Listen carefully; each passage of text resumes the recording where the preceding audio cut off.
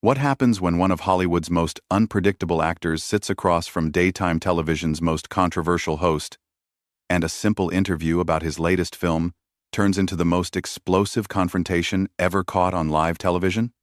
You're about to witness Nicolas Cage like you've never seen him before, and trust me, you won't believe what comes out of his mouth. Make sure to hit that subscribe button and drop a comment below because this is going to be absolutely wild. The View studio buzzed with anticipation as Nicolas Cage settled into the guest chair, his signature intensity already palpable even in casual conversation with the other hosts. He was there to promote his latest thriller, but Joy Behar had other plans entirely. "So, Nicolas," Joy began with that familiar smirk, "I have to ask about your financial troubles from a few years back.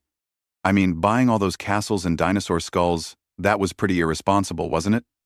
The temperature in the studio seemed to drop several degrees. Cage's jaw tightened almost imperceptibly, but his voice remained measured.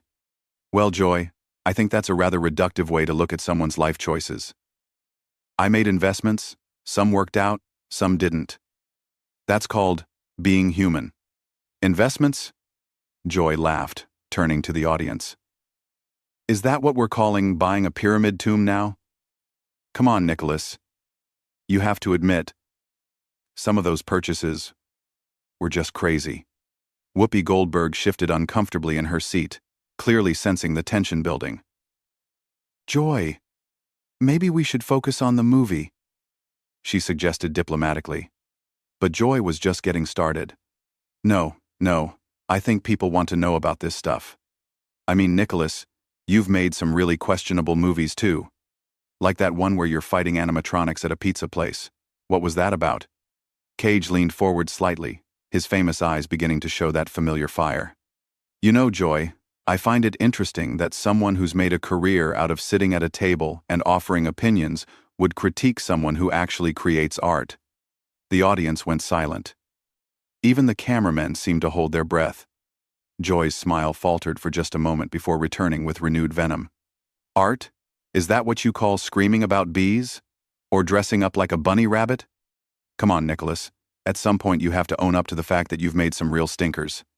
"I own up to everything I've done," Cage replied, his voice getting slightly louder. "Every role, every choice, every moment of my career has been deliberate. I don't hide behind a desk making cheap shots at people who are actually out there taking risks." Sarah Haynes tried to jump in. "Nicolas, tell us about your new film, the one where you play." "Oh, let me guess," Joy interrupted. "Another Nicolas Cage movie where Nicolas Cage plays Nicolas Cage? Do you ever actually act? Or do you just show up and be weird?" That was it. Something shifted in Cage's posture, like a coiled spring suddenly released. His voice dropped to an ominous whisper that somehow carried more menace than any shout. "You want to know about acting, Joy? Let me tell you something about acting. Acting is about truth. It's about finding the raw, honest emotion in a moment and sharing that with the world, even when it makes you vulnerable. It's about commitment to a craft that most people could never understand." Joy rolled her eyes dramatically. "Oh, please. Spare me the lecture. You're not Marlon Brando, Nicolas. You're the guy who screams about stealing the Declaration of Independence. And you're the person who thinks making jokes about other people's lives passes for entertainment," Cage shot back, his voice rising. "At least when I commit to something, I commit fully. When I take a role, I don't phone it in. I don't sit in judgment of others while contributing nothing meaningful to the world." The other hosts were frantically trying to regain control of the situation, but it was like trying to stop a freight train with their bare hands. "Contributing nothing?" Joy's voice pitched higher, clearly stung by the accusation. "I've been in this business longer than you've been alive, sweetheart. I've interviewed presidents, covered wars, dealt with real news while you were probably still trying to figure out which relative got you into the movie business." Cage's eyes flashed dangerously. "There at Island, the real Joy Behar. When you can't win an argument with facts, you resort to personal attacks and assumptions. For your information, I earned my place in this industry through years of training, dedication, and yes, taking risks that safe little talk show hosts would never dare to take." "Safe?" Joy practically shrieked. "You think what I do is safe? Do you have any idea what it's like to face criticism every single day? To have people analyze every word you say? The difference, Cage said, standing up slightly in his chair, is that I face that criticism for creating something. You face it for tearing other people down. There's a world of difference between being criticized for your art and being criticized for being cruel. Joy slammed her hand on the table. Cruel? I'm being honest. Someone has to tell the truth about these ridiculous movies you make. Ghost Rider? Really? A flaming skeleton motorcycle rider? What adult thought that was a good idea? Cage's voice suddenly went deadly quiet, which was somehow more intimidating than if he had screamed. You know what, Joy? I'm beginning to understand why people change the channel when you start talking. The studio audience gasped audibly at Cage's cutting remark about people changing the channel. Joy's face went through a rapid series of expressions: shock, anger, then something approaching genuine hurt, before settling back into defiant rage. Excuse me? Joy's voice cracked slightly. Did you just insult my ratings? My show has been on the air for decades. I have millions of loyal viewers who tune in specifically to hear what I have to say. Cage tilted his head, studying her with the intensity he usually reserved for his most dramatic roles. And yet here you are, using your platform to attack a guest instead of having a meaningful conversation. Tell me, Joy, when was the last time you created something that brought joy to people instead of just stirring up controversy? I create conversation, Joy shot back, but her voice lacked its earlier conviction. I create dialogue about important issues. Important issues? Cage's eyebrows raised in genuine incredulity. Like mocking someone's career choices? Like ridiculing artistic expression? If that's your idea of important dialogue, then maybe the problem isn't my movies. Maybe the problem is your understanding of what actually matters. Sonny Hostin attempted to mediate. Maybe we can all take a step back here and... No, Joy interrupted, pointing at Cage. I'm not backing down from this. You come on my show, you act all high and mighty about your art, but the truth is you've been making garbage for years and everyone knows it. At least I have the guts to say what people are thinking. Cage stood up fully now, his imposing frame casting a shadow across the table. The cameras captured every micro-expression as his face transformed into something truly formidable. Garbage? His voice carried a dangerous edge that made everyone in the studio lean forward. Let me tell you something about garbage, Joy. Garbage is tearing people down for entertainment. Garbage is using your position of influence to spread negativity instead of celebrating human creativity. Garbage is mistaking cynicism for wisdom. Oh, don't you dare lecture me about wisdom, Joy spat, also rising from her chair. You're an actor, Nicholas. You pretend to be other people for money. I deal with real issues, real politics, real problems that affect real people's lives. Real problems? Cage's laugh was sharp and humorless. Your real problem seems to be that you can't stand when someone doesn't fit into your narrow little box of what's acceptable. You see something different, something unique, and your first instinct is to mock it, to tear it down, to make yourself feel superior by making others feel small. The tension was so thick, you could cut it with a knife. Whoopi was frantically signaling to the producers, but the cameras kept rolling, capturing every explosive second. Joy's voice rose to match his intensity. You know what? Maybe I should mock it. Maybe someone needs to call out the Emperor's New Clothes situation here. Your acting style is just yelling and making weird faces, and somehow you've convinced people that's deep and artistic. My acting style, Cage said, his voice dropping to that menacing whisper again, comes from years of studying under Sanford Meisner, from understanding the method, from dedicating my entire life to the craft. What's your expertise based on, Joy? What qualifies you to judge anyone's artistic expression? Life experience, Joy fired back. Common sense, the ability to call something ridiculous when it's ridiculous. Cage shook his head slowly, a look of genuine pity crossing his features. You know what's truly ridiculous, Joy? Sitting in judgment of people who are brave enough to put themselves out there, to be vulnerable, to risk failure in pursuit of something meaningful. You've built your entire career on being the person who points and laughs while others actually do the work. The work? Joy's voice was getting shrill now. What work? Screaming about stealing the Constitution isn't work. It's a paycheck for overacting. And what you do isn't even that, Cage replied coldly. At least when I overact, I'm trying to give an audience an experience, trying to make them feel something. What you do is just meanness disguised as commentary. Ana Navarro tried desperately to change the subject. Nicolas, your fans really love your commitment to your roles. His fans are probably teenagers who think loud equals funny. Joy interrupted, clearly unable to let it go. Mature audiences want subtlety, sophistication, not whatever this island. Cage's eyes lit up with a dangerous fire. Mature audiences? Is that what you call your demographic? People who tune in to watch you bully guests and spread gossip? That's your idea of mature entertainment? I don't bully anyone, Joy protested, but her voice wavered. I ask tough questions. I hold people accountable. Accountable for what? Cage demanded. For daring to make choices you don't approve of? For having the audacity to be different? For refusing to play it safe like you've done your entire career?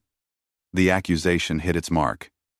Joy's face flushed red with anger and something that looked suspiciously like shame. Play it safe? She sputtered. Do you think what I do is safe? Do you think it's easy to sit here every day and deal with criticism from people like you who think they're better than everyone else? I don't think I'm better than everyone else, Cage replied with deadly calm. But I'm starting to think I'm better than someone who uses their platform to spread negativity and call it journalism. Joy's face went through a kaleidoscope of emotions at Cage's cutting assessment of her platform. For a moment, genuine hurt flickered across her features before being quickly replaced by pure, undiluted fury. How dare you? She hissed, her voice trembling with rage. How dare you come into my house and act like you're some kind of artistic genius when everyone knows you're just a has-been riding on your uncle's coattails? The mention of Francis Ford Coppola was clearly the final straw. Cage's entire demeanor shifted into something primal and terrifying. His voice, when it came, was barely controlled thunder. My uncle's coattails? Each word was precisely enunciated, dripping with venom. You want to go there, Joy? You really want to make this about family connections? Let's talk about how you got your big break, shall we? Let's discuss the real story of how Joy Behar became Joy Behar. Joy's confidence wavered for the first time. That's completely different, and you know it. Is it? Cage took a step closer to the table, his presence dominating the entire studio. Because from where I'm sitting, it looks like someone who's never created anything meaningful is attacking someone who has dedicated his entire life to his craft. And now you want to make it personal? The other hosts had given up any pretense of controlling the situation. Whoopi was staring in fascination. Sarah had her hand over her mouth, and the audience was dead silent, witnessing television history unfold. Personal? Joy's voice cracked with hysteria. You made it personal when you insulted my intelligence, my career, my viewers. You think you can come on here and act like some tortured artist when everyone knows you're just a joke. Cage's laugh was sharp and bitter. A joke? You know what's a joke, Joy? The fact that you think tearing down other people makes you important? The fact that you believe cynicism is the same thing as wisdom. The fact that you've spent so many years being negative that you've forgotten what it's like to actually contribute something positive to the world. Positive? Joy shrieked. What's positive about making terrible movies that waste people's time and money? What's positive about convincing yourself that screaming and overacting is some kind of art form? Cage slammed his hand on the table with such force that the water glasses jumped. What's positive is that I try, Joy. What's positive is that I put myself out there. I take risks. I attempt to give people experiences they've never had before. Sometimes I fail, sometimes I succeed, but at least I'm not hiding behind a desk making cheap shots at people who are actually in the arena. The reference to Theodore Roosevelt's famous speech clearly went over Joy's head, but the power behind Cage's words was unmistakable. His voice rose to a crescendo that filled every corner of the studio. You want to know what my movies are really about? They're about passion, about commitment, about refusing to play it safe in a world full of people like you who think the highest form of entertainment is watching someone else fail. Every single role I've ever taken, from the smallest independent film to the biggest blockbuster, has been approached with the same level of dedication and respect for the craft. Joy was backing away slightly now, clearly intimidated by the sheer force of his presence. That's all well and good, but it doesn't change the fact that some of your movies are objectively terrible. Objectively terrible according to who? Cage's voice dropped to that dangerous whisper that somehow carried more menace than any shout. According to you? According to critics who wouldn't know genuine artistic risk if it bit them on the rear end? According to people who think safe, predictable mediocrity is somehow superior to ambitious failure? According to audiences, Joy stammered, clearly struggling to maintain her footing in the argument. According to box office numbers. According to common sense. Cage shook his head slowly, a look of genuine pity replacing the anger in his eyes. You really don't get it, do you, Joy? You think art is supposed to be safe. You think creativity is supposed to fit into neat little boxes that make everyone comfortable. You've spent so long living in that world that you can't even recognize authenticity when it's standing right in front of you. Authenticity? Joy's voice was getting higher and more desperate. Is that what you call it when you buy dinosaur skulls and pyramid tombs? Is that authentic? Or is that just rich guy weirdness? The personal attack seemed to energize Cage rather than hurt him. His response came with the full force of his considerable talent behind it. You know what, Joy? Yes, I bought unusual things. Yes, I made choices that other people wouldn't make. But at least I lived my life instead of sitting in judgment of people who actually have the courage to be different. At least I didn't spend my career hiding behind safe opinions and manufactured controversy. Joy was visibly shaking now, whether from anger or something else entirely. I'm not hiding behind anything. I say what needs to be said. Someone has to call out the nonsense. The nonsense? Cage's voice rose to a roar that could probably be heard in the parking lot. The real nonsense is thinking that destruction is the same as criticism. The real nonsense is believing that tearing people down makes you important. The real nonsense is wasting a platform that could be used to celebrate human creativity and instead using it to spread misery and negativity. The studio was so quiet you could hear a pin drop. Even the camera operators seemed frozen, afraid to move and break the spell of what they were witnessing. Joy made one last desperate attempt to regain control. I'm not spreading misery. I'm being honest about quality. I'm refusing to pretend that everything is wonderful when it's not. Cage stared at her for a long moment, and when he finally spoke, his voice carried a weight that seemed to press down on everyone in the room. Joy, the saddest part about this entire conversation is that you actually believe that. You've convinced yourself that negativity is honesty, that cruelty is truth-telling, that your inability to appreciate something different is somehow a virtue. But here's what you don't understand. You don't get to decide what art means to other people. You don't get to determine what brings joy or meaning to someone's life. All you get to do is choose whether you're going to add something positive to the world, or whether you're going to spend your time tearing down the people who are actually trying to create something beautiful. He straightened up to his full height, every inch the imposing figure that had captivated audiences for decades. I feel sorry for you, Joy. I genuinely do. Because somewhere along the way, you forgot that the point of art, the point of entertainment, the point of human expression, is to connect with each other, to share experiences, to find common ground in our shared humanity. Instead, you've chosen to use your platform to divide, to mock, to diminish. And the truly tragic part is that you think that makes you important. Joy opened her mouth to respond, but no words came. For perhaps the first time in her television career, Joy Behar was completely speechless. Cage gathered himself, smoothing down his jacket with the dignity of someone who had just delivered a masterclass in both acting and human decency. Thank you for having me on your show, he said with devastating politeness. I hope your viewers got the entertainment they were looking for. And with that, he walked off the set, leaving Joy Behar standing alone at the table, still unable to form a coherent response. The camera lingered on her shocked face for several long seconds before finally cutting to commercial, but the damage was already done. Nicolas Cage had just delivered the most devastating takedown in daytime television history, and Joy Behar had been left speechless in her own house. That's the power of authentic passion meeting manufactured controversy. That's what happens when someone who actually creates something faces off against someone whose career is built on tearing others down. And that's why this moment will be remembered as one of the most explosive confrontations ever captured on live television. What do you think? Did Joy Behar deserve everything she got in this exchange? Drop your thoughts in the comments below, and make sure to subscribe for more incredible moments like this one.